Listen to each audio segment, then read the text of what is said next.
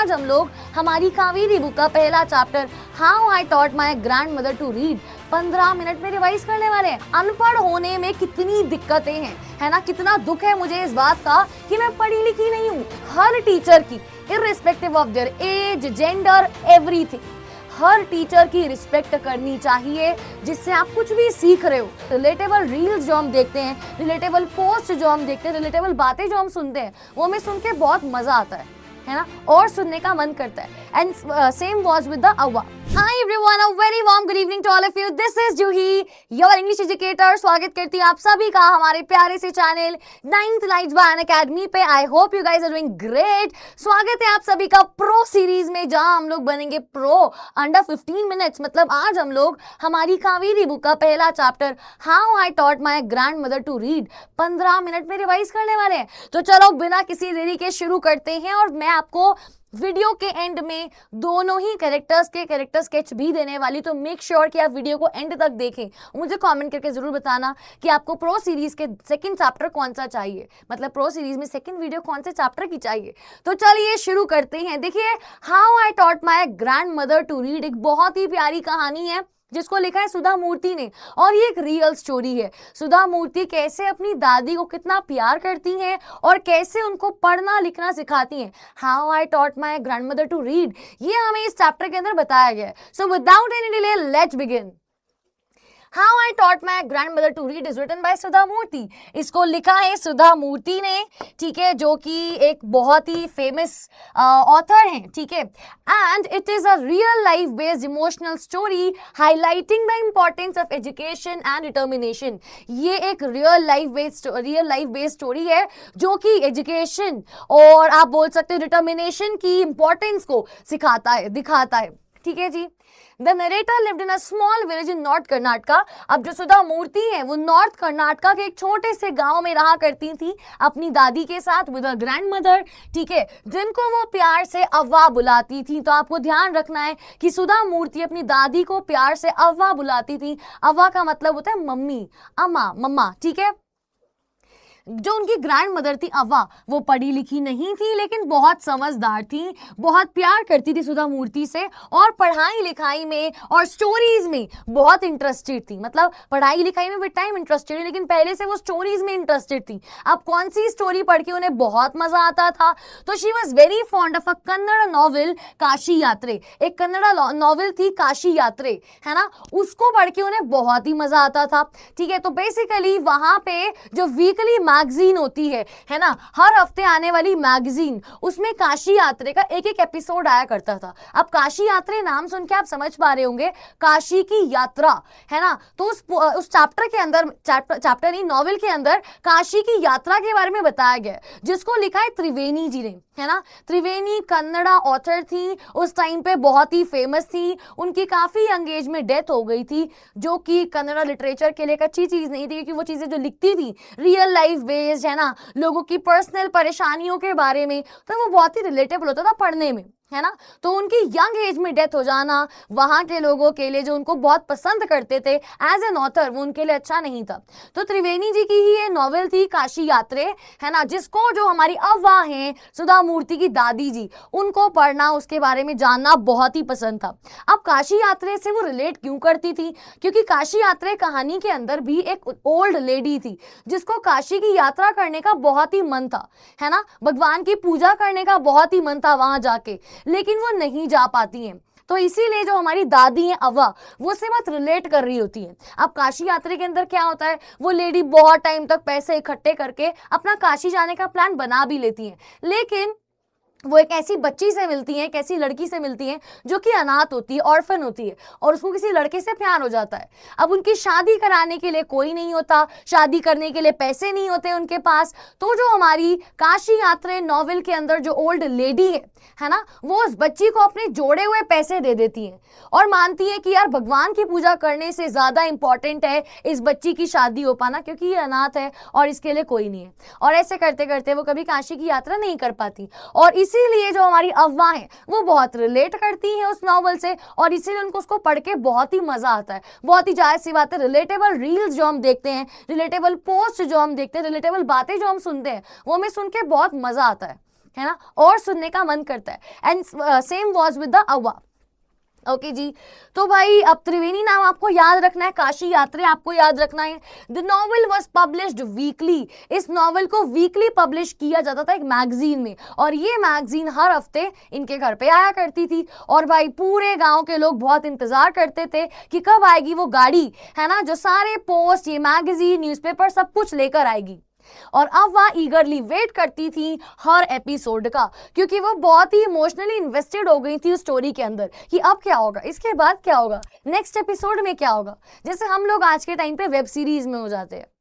Since she could not read, she depended completely on her granddaughter to read the story aloud to her. अब क्योंकि जो हमारी अव्वा है वो पढ़ना लिखना नहीं जानती थी, तो वो completely सुधा मूर्ति, मतलब अपनी पोती सुधा मूर्ति जी पे completely डिपेंडेंट थी। मतलब कि मैगजीन आती थी, सुधा मूर्ति पढ़ के दादी को समझाती थी कि उसके बाद पता है क्या हुआ, उसके बाद ये हुआ, उसके बाद वो हुआ, और दादी को सुन के बहुत मजा आता था। मतलब वो अपने सारे काम छोड़ के सुनने बैठ जाती थी कि अच्छा इसके बाद ये हुआ, फिर क्या हुआ, फिर वो जा पाई या नहीं जा पाई। तो दादी को बहुत मजा आता था। इवन वो बाद में बाहर जाके अपनी फ्रेंड्स को भी बताती थी कि नेक्स्ट एपिसोड में पता है क्या हुआ, इसके बाद ये हुआ, अब मैं इंतजार कर रही हूँ कि अगला एपिसोड कब आएगा। The narrator once went to attend a wedding in a nearby village and stayed there for a few days. अब क्या हुआ कि जो सुधा मूर्ति हैं, जो अव्वा की पोती हैं, उनको एक शादी में जाना था पास वाले गांव में कुछ दिन के लिए, लेकिन वो जाती कुछ दिन को है, वहाँ पे हफ्ते लग जाते हैं, वहाँ पे ज़्यादा टाइम लग जाता है। और इस टाइम पे आप समझ सकते हो क्या हुआ होगा, हमारी जो अव्वा हैं वो बहुत परेशान हो गई। क्यों परेशान हुई? क्योंकि यार मैगजीन तो हर हफ्ते आती रही, लेकिन वो उसको रीड नहीं कर पाई क्योंकि उन्हें पढ़ना लिखना नहीं आता। शी वॉज इलिटरेट, है ना, शी वॉज वाइज, समझदार थी लेकिन पढ़ी लिखी नहीं थी। ठीक है, तो वो बहुत परेशान हुई। उनको अपने आप में फील हुआ कि यार मैं कितनी डिपेंडेंट हूं अपनी पोती सुधा मूर्ति पे, जस्ट बिकॉज मुझे पढ़ना लिखना नहीं आता। मैं अपने आप को इतना परेशान करी कि मैं पढ़ नहीं पाती। ठीक है, during her absence, the grandmother could not read the next part of the story and felt extremely helpless, sad and dependent. अब जिस टाइम पे सुधा मूर्ति यहाँ पे नहीं थी, शादी में गई हुई थी, तो अव्वा बहुत ही परेशान हुई। उनको अपने आप में बहुत ही ज्यादा बुरा फील हुआ, डिपेंडेंट फील हुआ और हेल्पलेस फील हुआ। This made her realize the pain of being illiterate and not being able to read something she loved. और भाई यही उनको फील करा गया कि यार अनपढ़ होने में कितनी दिक्कतें हैं, है ना, कितना दुख है मुझे इस बात का कि मैं पढ़ी लिखी नहीं हूँ, मैं अपने पसंद की चीज को खुद से पढ़ नहीं पा रही हूँ।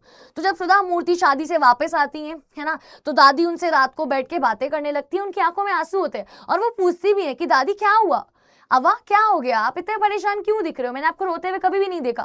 तो दादी बताने लगती हैं कि जब मैं छोटी बच्ची थी, मेरी यंग एज में शादी कर दी गई थी और मैं पढ़ी लिखी नहीं हूँ। मैंने हमेशा ये कोशिश करी कि अपने बच्चों को पढ़ा लिखा पाऊँ, अपने पोता पोती को पढ़ा लिखा पाऊँ, पर मैं खुद कभी पढ़ी लिखी नहीं हूँ। और आज मुझे अपने आप में इतना दुख है इस बात का कि मैं डिपेंडेंट हूँ बेटा आप पे, कि आप मुझे स्टोरीज पढ़ के सुनाओ, समझाओ। आपके बिना मैं रीड ही नहीं कर पा रही थी। तो मैंने अब डिसीजन लिया है कि मैं पढ़ना लिखना सीखूंगी। This became the turning point and she decided that she would learn how to read and write no matter what. उन्होंने डिसाइड कर लिया कि अब मैं पढ़ना लिखना सीखूंगी चाहे कुछ भी हो जाए, है ना। और उन्होंने एक नया गोल बना लिया अपना कि मैं दशहरा तक पढ़ना लिखना सीखना चाहती हूँ। ये मेरा गोल है।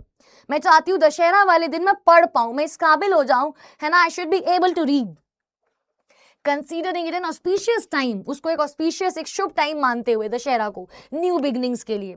तो उन्होंने अपनी ग्रैंड डॉटर को बोला, पोती को बोला कि देखो तुम मेरी टीचर बन जाओ, तुम ही मुझे पढ़ा सकती हो, है ना, तुम मुझे इस काबिल बना सकती हो, so I want you to teach me, है ना। और बहुत ही पेशेंस, प्यार और डेडिकेशन के साथ दादी ने पढ़ना लिखना सीखना शुरू कर दिया। अपनी ओल्ड एज होने के बावजूद भी अव्वा ने बहुत डिटर्मिनेशन दिखाया, डिसिप्लिन दिखाया, ईगरनेस दिखाई सीखने की कि हाँ मुझे सीखना है, मुझे आगे बढ़ना है। She practiced regularly and gradually learned the Kannada alphabet, words and sentences. और भाई धीरे धीरे वो अल्फाबेट से वर्ड्स, वर्ड से सेंटेंस सब कुछ सीखने लगी, बोलने लगी, पढ़ने लगी, लिखने लगी। ठीक है, उनका जो स्ट्रॉन्ग विल पावर था, उन्होंने सारी डिफिकल्टीज उससे ओवरकम कर ली लर्निंग में। और भाई दशहरा वाले दिन फाइनली दादी जी was able to read a book. अब वह फाइनली इस काबिल हो चुकी थी कि वो किताब पढ़ पाए। कौन सी किताब उन्होंने पढ़ी? तो जो उनकी पोती है, उन्होंने दशहरा के दिन उनको गिफ्ट दिया। क्या गिफ्ट दिया? वही काशी यात्रे, जो पहले मैगजीन में आती थी वीकली, अब वो एक सेपरेट नॉवल बन के पब्लिश होने लगी है। तो उन्होंने उनको वही गिफ्ट दिया अपनी दादी को, अव्वा को, कि ये आपके लिए। और दादी ने बदले में क्या दिया? एक material of frock piece as a gift Dussehra का, ठीक है, अपना प्यार दिखाने के लिए, ठीक है जी। और जब उन्होंने बुक दी, Avva was able to read each and every word. और भाई वो ग्रैंड डॉटर के लिए, सुधा मूर्ति के लिए एक प्राउड मोमेंट था, एक इमोशनल मोमेंट था कि मेरे पढ़ाने से मेरी दादी आज इस काबिल हो चुकी है कि वो पढ़ लिख पा रही है। The most emotional moment was when the grandmother touched the feet of her granddaughter as a mark of respect for her teacher. और इसके बाद कुछ ऐसा हुआ जो हम इमेजिन नहीं कर सकते। दादी ने, अव्वा ने अपनी पोती सुधा मूर्ति के पैर छुए। पैर छू के अव्वा ने बोला कि अरे दादी आप क्या कर रहे हो? नहीं नहीं, बड़े लोग तो ना छोटों के पैर छूते हैं। तो दादी ने बोला कि देखो तुम मेरी टीचर हो, है ना, तुमने मुझे पढ़ाया है, मुझे इस काबिल बनाया है। और हर टीचर की, irrespective of their age, gender, everything, हर टीचर की रिस्पेक्ट करनी चाहिए। जिससे आप कुछ भी सीख रहे हो, है ना, उसकी वैल्यू करनी आनी चाहिए, उनको रिस्पेक्ट देनी आनी चाहिए। तो तुम मेरी टीचर हो, तुम मेरी गुरु हो, और मैं तुम्हारे इसीलिए पैर छू के तुम्हें थैंक यू बोल रही हूँ, अपना ग्रैटिट्यूड दिखा रही हूँ। ये जो एक्ट था, इससे समझ में आया कि जो नॉलेज है और टीचर का एक रोल है वो एज से बढ़कर है। अब अगर आपका टीचर आपसे एज में छोटा भी हो, लेकिन फिर भी आपने उनसे कुछ सीखा है, you should respect them, you should pay the respect to them. तो ये स्टोरी बहुत ही ब्यूटीफुल रोल रिवर्सल दिखाता है, जहाँ पे ग्रैंड डॉटर, जो उनकी पोती है, जो उनकी छोटी सी बच्ची है, वो उनकी टीचर बन जाती है और ग्रैंड मदर स्टूडेंट बनती है ना। और ये हाईलाइट करते हैं उनके बीच का डीप इमोशनल बॉन्ड और लर्निंग का वैल्यू। देखो, जो चीज आपको आपके पेरेंट्स बोलते हैं कि पढ़ लिख लो, कहीं पहुंच जाओगे, आगे निकल जाओगे, कुछ बन जाओगे, तो हमें बहुत खुशी होगी, बहुत गर्व होगा। और इस चीज को हम नहीं समझ पाते, हमें पढ़ाई की, लिटरेट होने की चीजें समझ पाने की वैल्यू ही नहीं पता। और इस एज में आके सुधा मूर्ति की दादी, जिनको वो अव्वा बुलाती थी, है ना, उनको समझ में आ गया कि पढ़ा लिखा होना कितना जरूरी था मेरे लिए, और आज मैं फाइनली सीख गई। तो ये चैप्टर हमें दिखाता है कोई भी चीज सीखने की कोई भी लिमिट नहीं होती है, कोई एज बार नहीं होता है। It is never too late to learn. कुछ भी आप सीखना चाहते हो, उसकी कोई एज बार नहीं है कि इस एज के बाद तो आप नहीं सीख सकते। Whenever you want to learn anything, you can learn. आप कुछ भी सीखना चाहो सीख सकते हो, उसकी कोई लिमिट नहीं है। बस मन में इच्छा होनी चाहिए, स्ट्रॉन्ग विल पावर होनी चाहिए, डिटर्मिनेशन होना चाहिए आपके मन के अंदर कि हाँ मुझे यहाँ पहुंचना है, मुझे सीखना है। And education gives independence. अगर हम पढ़े लिखे हैं तो हमें आज़ादी मिलती है, इंडिपेंडेंस मिलती है, मतलब हम इंडिपेंडेंट रहते हैं, हम किसी पर डिपेंडेंट नहीं है कि जरा पढ़ के बताइए भाई क्या लिखा हुआ है। हमें कॉन्फिडेंस मिलता है, सेल्फ रिस्पेक्ट मिलता है, किसी के आगे झुकना नहीं पड़ता कि जरा पढ़ के बताना यार क्या लिखा है, मैं पढ़ नहीं पाती, मुझे समझ नहीं आ रहा है क्या लिखा हुआ है। आप पढ़ सकते हो, आप सब कुछ समझ सकते हो। It also emphasizes that determination and strong willpower can help overcome any limitation in life. और इसके साथ हमारा ये प्यारा सा चैप्टर यहाँ पे खत्म हो जाता है, जो कि कावेरी बुक का पहला चैप्टर है, जो मुझे बहुत ही पसंद है क्योंकि ये पहले भी था कम्युनिकेटिव इंग्लिश में। बहुत ही प्यारी कहानी है। अब अगर आपको अव्वा के बारे में कुछ पॉइंट्स लिखने हो, है ना, करेक्टर स्केच लिखना हो, तो आप इन पॉइंट्स का यूज करके you can form an answer. आप आंसर बना सकते हो कि वो इलिटरेट थी बट वाइज थी, लविंग और इमोशनल थी, उनको स्टोरीज पढ़ना बहुत पसंद था, ठीक है, हेल्पलेस फील करती है तो उनको सेल्फ रियलाइजेशन होता है, वो सीखने के लिए बहुत ही डिटरमाइन थी, ठीक है, हार्ड वर्किंग थी, डिसिप्लिन थी, सेल्फ रिस्पेक्टिंग थी, अपने आप को सम्मान देना उन्हें आता था, है ना। उनको फील हुआ कि मैं पढ़ नहीं पा रही तो पढ़ना सीख लिया, लेकिन सेल्फ रिस्पेक्ट डाउन नहीं होनी चाहिए, ठीक है। उसके साथ साथ वो नॉलेज को, है ना, रिस्पेक्ट करना जानती है, किसने उनको पढ़ना लिखना सिखाया वो समझती है और उसकी इज्जत करती हैं, उसकी वैल्यू करती हैं। और अगर हम बात करें सुधा मूर्ति की, तो वो बहुत ही काइंड और केयरिंग थी। अपनी ग्रैंड डॉटर नहीं, लविंग ग्रैंड डॉटर, वो बहुत ही प्यारी ग्रैंड डॉटर थी, ठीक है, रिस्पॉन्सिबल थी, बहुत ही पेशेंट टीचर थी, बड़े ही प्यार से, पेशेंस के साथ पढ़ाया अपनी दादी को, बहुत ही सपोर्टिव और एनकरेजिंग थी, एजुकेशन को वैल्यू करना जानती थी, इमोशनली अटैच थी और बहुत ही प्राउड और रिस्पेक्टफुल फील करती हैं अपनी दादी के लिए, ठीक है जी, तो इसके साथ हमारा ये प्यारा सा चैप्टर यहाँ पे खत्म हो जाता है। अगर आपको ये चैप्टर और डिटेल में पढ़ना है, लाइन बाय लाइन एनसीईआरटी समझनी है, तो यार आप डिस्क्रिप्शन में देख सकते हो, या फिर जब ये वीडियो भी एंड हो रहा है तो यहाँ पे आपको एक वीडियो दिख रहा होगा, ठीक है, वहां मैंने पूरा लाइव क्लास में डिटेल में ये चैप्टर पढ़ाया है। You can watch that video, है ना। और डिटेल में अगर आपको समझना है, क्वेश्चन आंसर्स भी करने हैं, तो आप आरंभ बैच को ज्वाइन कर सकते हो, जिसका लिंक इसी वीडियो के डिस्क्रिप्शन बॉक्स में। ओके जी, सिर्फ 2499 में पूरे साल का बैच आपको मिलता है सभी सब्जेक्ट्स के लिए। So thank you so much everyone. I hope आपको ये चैप्टर समझ में आया होगा और प्रो सीरीज का प्रो लेवल समझ में आया होगा, जहां हम आपको बनाने वाले हैं एक प्रो स्टूडेंट।